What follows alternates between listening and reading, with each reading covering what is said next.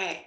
Hi, everyone. I'm here this morning with Barbara Chilcott. She's senior attorney with the Western Environmental Law Center, and we're going to talk about why conservation groups are suing the U.S. Department of the Interior over documents related to a 2021 report about the federal oil and gas leasing program. Barbara, welcome and thanks for joining me this morning. Good morning. Thanks, Laura. Good to be here. So I was wondering, can we just start with this 2021 Interior Department report? Can you talk about how that came about and what's in that report? Sure. So in November of 2021, the Department of Interior released a report that's called Report on the Federal Oil and Gas Leasing Program, prepared in response to Executive Order 14008. So that tells you everything you need to know, right? um, Basically, the background with this report is early in President Biden's administration in January of last year, he issued several executive orders related to climate change. This one, Executive Order 14008, is called Tackling the Climate Crisis at Home and Abroad. So, in that order, President Biden acknowledged that we have a narrow moment to avoid the most catastrophic impacts of the climate crisis, and that responding to the climate crisis will require both significant short term global reductions in greenhouse gas emissions and net zero emissions by 2050. The president also heralded this all of government approach that reduces climate pollution, increases resilience on the impacts of climate change, conserves our land and waters, protects biodiversity, and several other lofty goals. Most relevant to this issue is that the order also ordered the Department of Interior to complete a quote comprehensive review and reconsideration of its federal oil and gas program.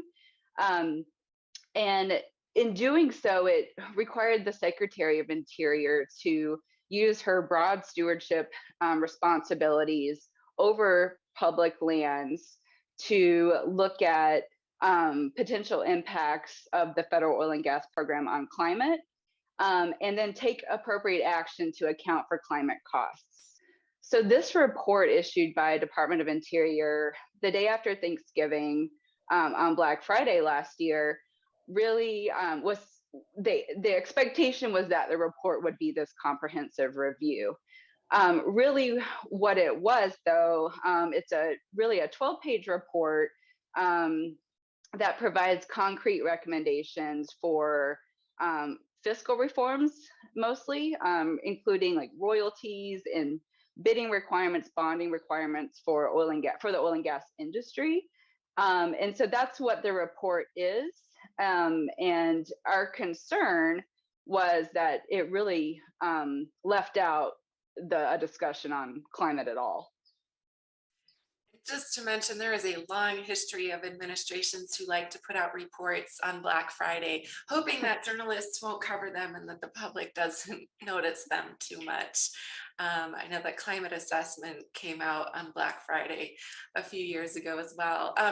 So you looked at this report and I'm guessing conservation groups thought, okay, well, there's a whole bunch of stuff missing that's supposed to be in there, and you filed a Freedom of Information Act request. What were you hoping to get from that request, and what did you get?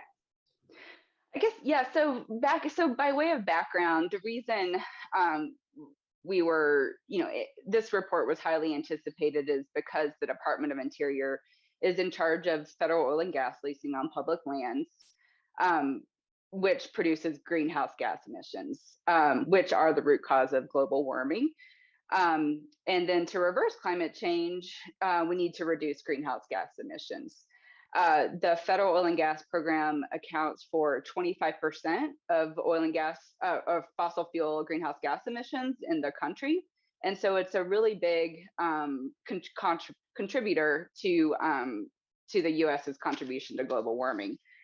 Um, and so we filed on behalf of three conservation groups: the Montana Environmental Information Center, Wild Earth Guardians, and the Center for Biological Diversity. We filed a Freedom of Information Act request with 4 agencies, the Secretary of Interior's office, the Solicitor's office in Interior, the Bureau of Land Management, and the Bureau of Ocean Energy Management.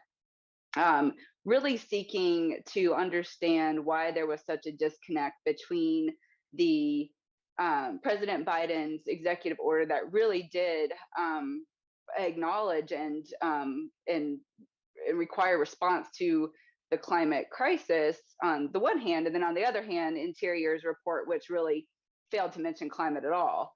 And so the point of our request is to really understand through the Freedom of Information Act what the government is thinking. And so we asked for documents related to the preparation of the report, communications, drafts, things of that nature. So far, we've received responses only from one agency, the Bureau of Ocean Energy Management, and those responses were heavily redacted and most of the documents were withheld. And so given that and then given the lack of response from the other agencies, we decided to go ahead and file a lawsuit to see if a court would help us compel the agencies to respond. So, and just a reminder to people listening, the Freedom of Information Act is like, it's not an optional thing for agencies to respond to. And anyone, you don't have to be an attorney or a reporter to file a Freedom of Information Act request. It is supposed to be to help people understand the workings of government and to increase transparency. And so I guess, as a reporter, we always have problems with the Freedom of Information Act. Oftentimes requests, agencies will take years and years to respond to requests. Were you surprised that the Biden administration, which has, talked about transparency and climate change and these things, were you surprised that you didn't get what you were seeking or get that yet? No, I mean, we are surprised given, how urgent this need to respond to the climate crisis is. And so the reason we have proceeded so diligently to collect this information is we really want to know if this administration is going to live up to its promises and what we can expect going forward.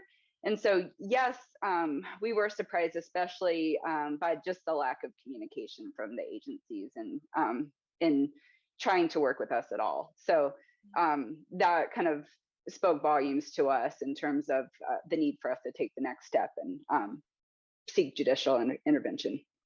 And so what happens next, or what could happen next with the lawsuit? So so we filed our lawsuit last week, and the government has 30 days to respond by filing an answer in district court. After that, it's uncertain. I really hope that it will serve as a catalyst for the agencies to, start responding and get in touch with us about what we can expect in terms of timing and what they intend to produce. So it's really kind of up in the air at the moment, and the timing is uncertain. Yeah. And so I'm curious, it's one thing to issue an executive order, particularly at the sort of toward the beginning of someone's presidency, when clearly climate change is an important issue to lots of people. Kind of, how do you think, is this sort of a bellwether for how seriously the Biden administration across its agencies are going to take climate change? Like, it's one thing to issue an executive order, it's another to really carry it out. And that's exactly right. And that's our concern, frankly, is that we were so excited early on in the administration on the actions that were promised to address climate change. And so we hope this isn't a bellwether. We really do hope that the administration will kind of get its feet under it again and, be brave and move forward with doing what needs to be done to respond to the moment at hand. Yeah, that's our hope for sure. And so oil and gas is all over the news right now because of what's happening between Russia and Ukraine. I'm curious what you think Americans need to really keep in mind when it comes to oil and gas leasing and the process of leasing and kind of, the availability of oil and gas on the market and the timing of leases.